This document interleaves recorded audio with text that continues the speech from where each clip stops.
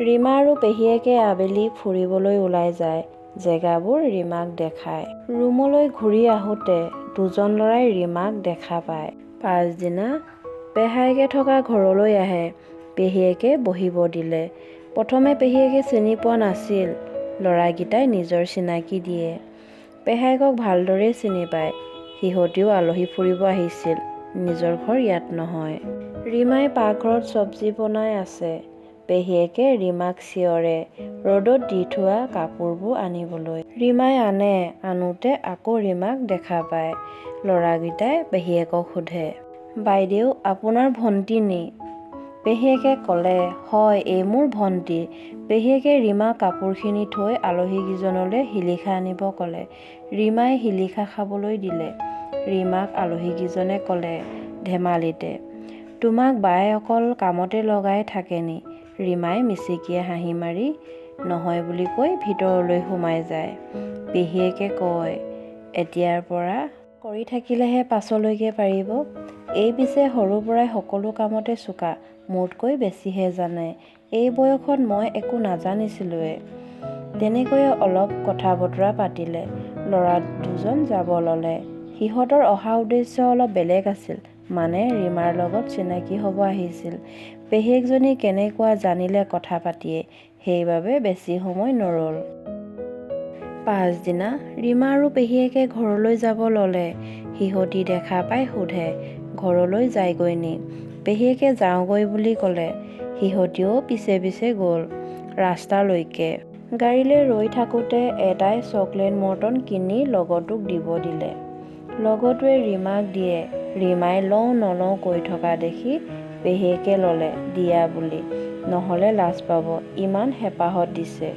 সিহঁতি ৰীমাক দেখা দিনাৰ পৰাই পচন্দ কৰিলে। ৰীমা বয়সত সৰু, কিন্তু তাইৰ জাংটো ডাঙৰ আছিল। ৰীমাক 8ত পঢ়া ছোৱালী বুলি কোনেও নাভাবে। কলেজত পঢ়ি আছে বুলিহে ভাবে। অলপ সময় পাছতে বাছ এখন আহে। সিহঁতি দুজনীয়ে উঠি ঘৰলৈ যায়। গৈ থাকোঁতে পেহীয়েকে মনতে ভাবে, ইহঁতে আমাৰ এইক ইমান চাই আছে, কেনেবাকৈ পচন্দ কৰিছে নি? এই দেখাত বহুত ডাঙৰ যেন লাগেতো। ডাঙৰ ছোৱালী বুলিয়ে ভাবিছে চাগে দেই।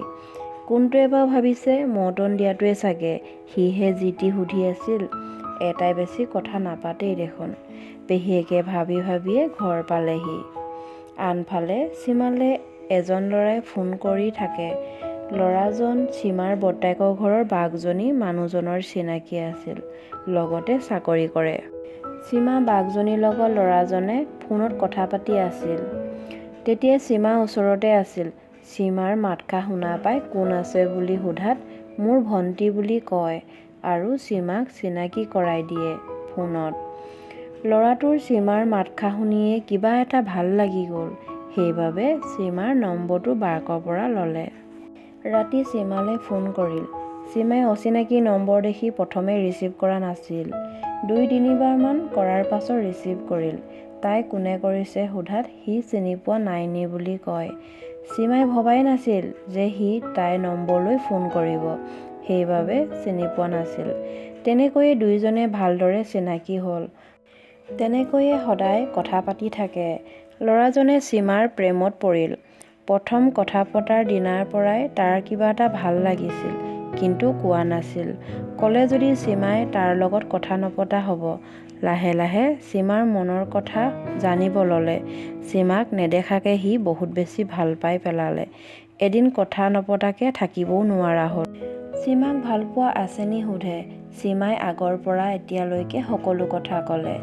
তাৰ শুনি দুখ লাগিছিল। সি সীমাক কয়, মই যদি তোমাক ভাল পাওঁ বুলি কওঁ, তেতিয়া তুমি কি ক'বা? সীমাই কয়, আগতে এবাৰ নহয় দুবাৰকৈ ভাল পাই মই পস্তাইছোঁ আৰু কাকো ভাল পাব মন নাই, বাৰে বাৰে কষ্ট খাবলৈ। সীমাই কয়, আৰু আপুনি দেখোন মোক আজিলৈকে দেখাই নাই কেনেকৈ ভাল পাইছে। মই দেখিব একেবাৰে বেয়া আৰু ঘৰৰ অৱস্থাৰ কথা কৈছোঁৱে দেখিলে আপুনিও আঁতৰি যাব। সি কয়, সীমা সঁচা ভালপোৱাই ধুনীয়া বেয়া ঘৰ দুৱাৰ একোৱেই নাচায়, কেৱল মনে মিলা হ'ব লাগে।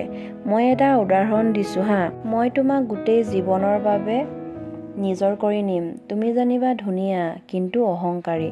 মোক বুজি নোপোৱা। মোৰ লগত একো নিমিলাই। সদায় কাজিয়া হৈ থাকে। তুমি সুখী হ'বানে, মই হ'মনে, নে মোৰ ঘৰৰ মানুহবোৰ? এইখন কেতিয়াও সংসাৰ হৈ নাথাকিবই, মনত ৰাখিবা। আমাৰ দুইজনৰ যদি মনে মিলে, ইজনে আনজনক সঁচা অন্তৰে ভাল পাওঁ, বহুত সুখী হৈ থাকিব পাৰিম। এবাৰ ভাবিবা মোৰ কথাবোৰ। মই তোমাক সঁচাকৈয়ে বহুত ভাল পাই পেলালোঁ। এদিন তোমাৰ মাতষাৰ নুশুনাকৈ থাকিবই নোৱাৰোঁ। তোমাক পাবলৈ যি কৰিব কোৱা তাকে কৰিব সাজু আছোঁ। ভাল বেয়া একো বিচৰা নাই আৰু মোৰ মতে তুমি ধুনীয়া। মই জানো, তোমাৰ মাতষাৰ শুনিয়ে গম পাইছোঁ।